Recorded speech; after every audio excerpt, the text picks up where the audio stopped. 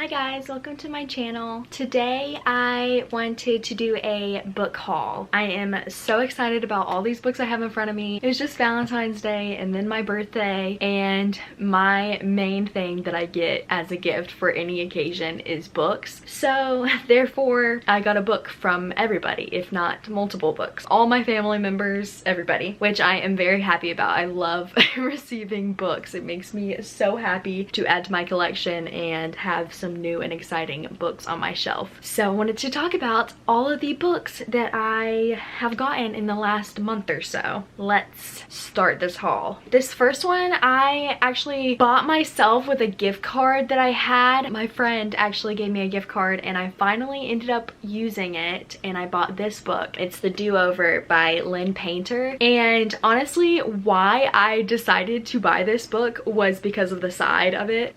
They're hearts. It's just so cute. It's like all around the side. It's like the edges of it is painted. Love it so much. Honestly, don't really know too much about this book. All I know is it's a pretty short book and it's by Lynn Painter, and I loved Better Than the Movies, so I figure sure this will be good as well. I know it's a Groundhog Day type of book on Valentine's Day, which I missed the mark. I think I had this book on Valentine's Day too because I bought it like a few months ago. That's okay though. I can read this at any time. It's alright. But yeah, it's like a Groundhog Day type of book and I'm excited about it, and I just think it's pretty. I literally display it on my shelf like this. It's gorgeous. Then for actual Valentine's Day, Cole gave me two books, which was Five Survive by Holly Jackson. And it's funny too because I have just completed the whole Good Girl's Guide to Murder trilogy. I read the first two like 2 years ago at this point, and then I hadn't read the third one, and so I made it my mission to get that done. So I ended up listening to the audiobook of it because I think I had just gotten to the point with that one. I was too far gone. Like I had already forgotten like so much of it that it was just really hard for me to get back into it. So listening to the audiobook really helped. And then I was gonna try to listen to the audiobook of this one too because I really just liked listening to the audiobook. I enjoyed my time with it, but it was like the first chapter I kept having to rewind. So I might just have to read it because, well, there's 6 different characters, and I think actually seeing like the names and the descriptions and everything is more helpful for me comprehending everything, especially when there's like a lot of stuff going on, a lot of different characters. But I just went on a talking spree. I think this is about 6 friends who all are like going on a road trip together in like this RV or bus type of situation, and then they end up getting stuck and there's somebody out to get them, and only 5 survive, and who knows who gets killed. So excited. I love Holly Jackson's writing, and I just love a good like thriller book like this. Thrillers are just, love them so much. And then I also got Beartown by Frederick Bachman?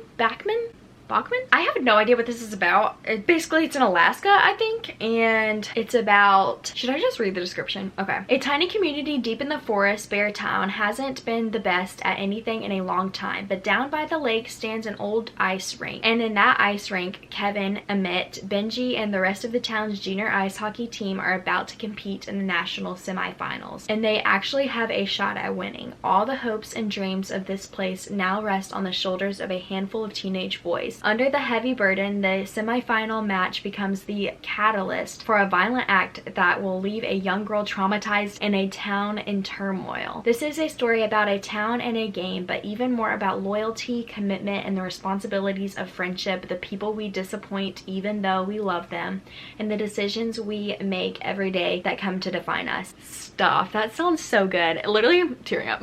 Doesn't sound like there's romance in here, but I like don't care. Like I love more deep like stories, and it kind of reminds me of One Tree Hill. Maybe that's a stretch. I haven't read it yet, but just like the small town and like the team of boys, like that whole thing, and the drama, it just really feels like that, and that's my favorite TV show. I love One Tree Hill so much. Lauren's reading corner, she said this was like one of her favorite books, if not her favorite book. So yeah, I was like, I want this book. So Cole got it for me for Valentine's Day. What else should I talk about? Okay, so that's what I got for Valentine's Day. The rest is my birthday, I think. I got Magnolia Park's Into the Dark. Look at this beauty. This cover. Like, I don't care what is said about the new covers. I know that the old ones are like so gorgeous and, you know, literally art, but this is so pretty. I love the gold. Like, I love when like the title is like foiled like that, and the shoes are gold too. I don't know. I think it's really pretty. I can't read the back. I was about to read the back. This is the last installment of the Magnolia Parks books. There will be other Daisy Hates books to come, but this is is the last with Magnolia and BJ's point of view. I have only read the first two, and it's my favorite series, even though I've only read the first two. And I read this literally a year ago. I don't know why it's taken me so long. I think I'm just scared of what's to come. I'm scared of the hurt that I will endure. But I'm actually really excited, and I think what I'm gonna do is listen to the first two just so I can like jog my memory a little bit on audiobooks, because they finally got released on my Libby, so I'm so excited. I have been looking this up for the past year to see if there was anything I could rent on Libby for the Magnolia Park series, and it was like, nope, never even heard of it. Now they're all on Libby and the audiobooks are, so it's great news. So I'm gonna listen to the first two and then read and catch up and dive into this hopefully soon, because I'm not prepared, but I know it's gonna be great and amazing. Then we have The Invisible Life of Addie LaRue. I have heard so many good things about this and also some mixed reviews on it, but what made me want to read this is the fact that Sarah Caroli had this on her shelf and she finally read it and she loved it, and that was kind of my push to like, okay, people love this book. So I'm actually listening to it, and I really like the audiobook so far. Last time I updated it, I'm on page 84. That's the only thing about this book is I can't read Roman numerals, and each chapter isn't a Roman numeral. It's not really helping me there. But if you don't know what this is about, it follows Addie LaRue, and she ends up basically making a deal with a demon? I don't know yet.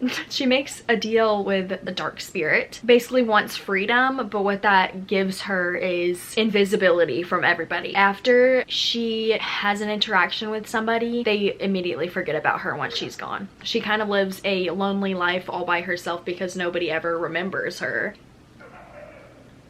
Oh my god. My heart is racing. Literally, I had to just run after my dog. I heard him get out and he was just running with a bunch of the dogs in the neighborhood. So anyway, anybody that she comes in contact with, they never remember her until one day she finds somebody that does, and then things happen. I don't know. I'm 83 pages done with this and I'm so excited to see where this goes. And then I got Gone Girl by Gillian Flynn?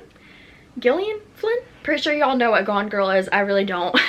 I know there's a wife that goes missing and that's all I know about it, but I'm so excited to read it. I have heard that the ending is crazy. I just love a good mystery thriller if it isn't obvious enough, so I'm very excited. Okay, another one that I got recently is Half a Soul by Olivia Atwater, and this premise is like really cool to me, so, but I'm just gonna read the summary because I feel like I cannot explain it. So it says, it's a difficult time to find a husband in Regency, England when you're a young lady with only half a soul. Ever since she was cursed by a fairy, Theodora Eddings has had no sense of fear or embarrassment, an unfortunate condition that leaves her prone to accidental scandal. Dora hopes to be a quiet, sensible wallflower during the London season, but when Elias Wilder, the handsome, peculiar, and utterly ill-mannered Lord Sorcier discovers her condition, she is instead drawn into dangerous fairy affairs. If her reputation can survive both her curse and her sudden connection with the least liked man in all high society, then she and her family may yet reclaim their normal place in the world. But the longer Dora spends with Elias, the more she begins to suspect that one may indeed fall even with only half a soul. I don't know, it sounds so like magical and just like a great like plot too. Then we have None Shall Sleep by Ellie Marney, and I've heard a lot of good things about this book. Like ever since I started reading, I've heard about this book and it's always intrigued me, but I've just never like gone any further than that. But basically it follows two teenagers that both survived individual serial killings, and they are recruited by the FBI to solve cold cases, I think. And I just, again, love mystery and murder mystery, anything like that. And it's YA, and I feel like that just makes it better, more entertaining. Then we have One True Loves by Taylor Jenkins Reid. I actually love Taylor Jenkins Reid. She's one of my favorite authors. Honestly, her, Jessa Hastings, top 2 favorite authors. I just have loved every book that she's written. So I wanted to give something else a try, and I've heard good things about this one. It's about this girl, her name's Emma Blair, and she's in her 20s and she's married until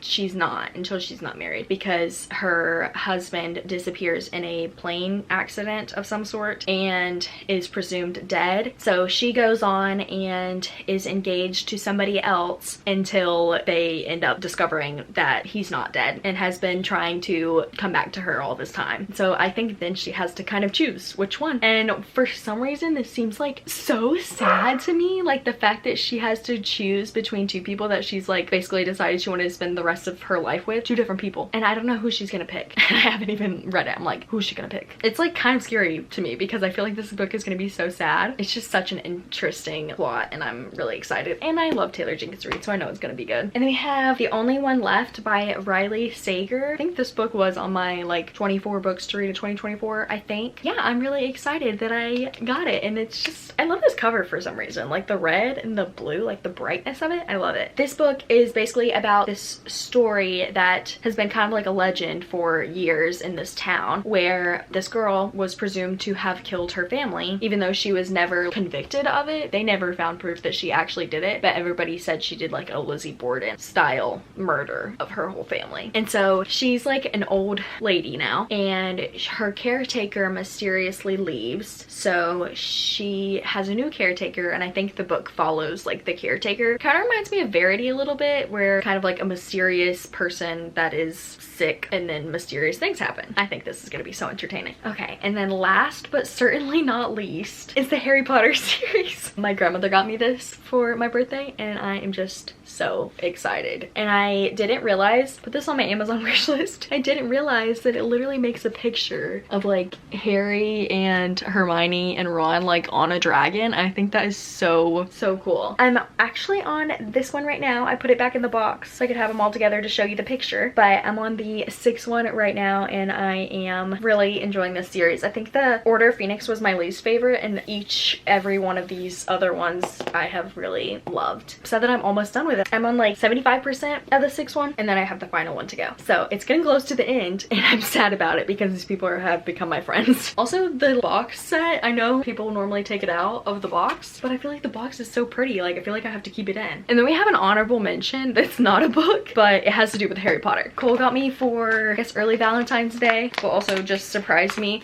with Harry Potter woobles. And if y'all don't know what these are, they're basically crochet kits, and I don't know how to crochet, but I've heard that like you don't have to know how to crochet to use these. It kind of like teaches you how to crochet. It has a step-by-step video like tutorial, and it gives you all the supplies you need to make it. So I got this like little under a month ago. I haven't done it yet because I haven't had a few hours to just sit down and really work on this, but my goal for this week is to get these done, and I'm so excited. I'm scared that I'm gonna mess it up and it's gonna look terrible, but also I think they're just gonna be so cute all put together on my shelf. So it looks like this. There's Harry, and then Harry's little owl head wig. Love them. So I just wanted to mention those because I'm very excited. I already opened it up and like saw all the things inside. But yeah, it literally says meet your next hobby. Not crafty, not coordinated, nonsense. This kit is for anyone picking up a crochet hook for the first time. It literally says it on the bag. Okay, we gotta be good. I'm out of breath, and that was way more eventful than I thought it would be with the slight intermission. But I hope you guys enjoyed this video of all of the books that I have been given in the past few months. I am very grateful that this is a hobby of mine and that all of my loved ones have supported my hobby because it has lent me so many books. So if you like this video, please like and subscribe, and I'll see you guys next time. Bye.